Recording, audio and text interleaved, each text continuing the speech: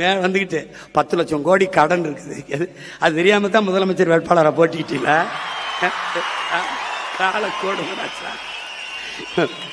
நல்ல வேலை என்னைய தோக்கடிச்சு உள்ள வரவிடாம விட்டான். உள்ள போய் இருந்த நல்வாய்ப்பா தப்பிச்சு போயிட்டு எல்லாரும். ஒரு 5-6 பேரோட உள்ள வந்திருந்தேன். மொத்த பேரும் வெளியில தான் இருக்கணும். ஏதோ மக்கள் என் மேல பாம்பத்து விட்டாங்களா இல்ல உங்க மேல பாம்பத்து போட்டாங்களா ஒன்னும் தெரியல.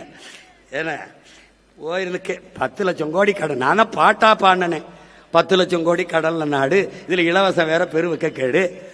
தெருவா ஊர் ஊரா பேசினேன். முதலமைச்சர் ஆன பிறகுதான் அவருக்கு தெரியுது 10 லட்சம் கோடி கடன் இருக்குன்னு. ஐய அப்படியா 10 லட்சம் கடனா? கடன் 10 லட்சம் கோடி இருக்குது. இந்த இலவசங்களை கொடுக்க முடியாது. 1 லட்சம் கோடி ஏற்கனவே வட்டி. பட்ஜெட்டே 3 லட்சம் கோடி தான். வட்டியே 1 லட்சம் கோடி போகுது. நீங்க சொல்ற அறிவிப்பு இதெல்லாம் செயல்படுத்த இன்னும் 10 லட்சம் கோடி கடன் வாங்க வேண்டும்.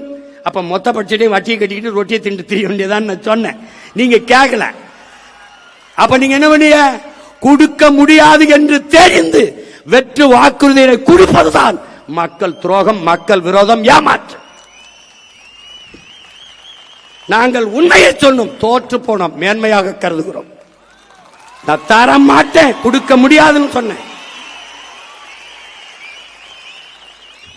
ஆனா நீங்க 2500 இப்பதான் தெரியுது கொஞ்சம் காசு இல்ல.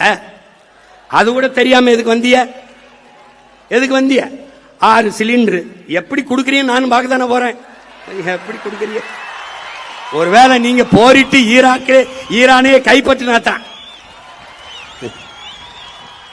நீ பிரபாகரன் மகன்டாவே, நம்மாழ்வார் மகன்டா. நீ கொடு, நான் மாட்டு சாணத்திலிருந்து சிலிண்டர் தயாரிச்சு என் பிள்ளைகள் கொடுக்கறனால என்பர்.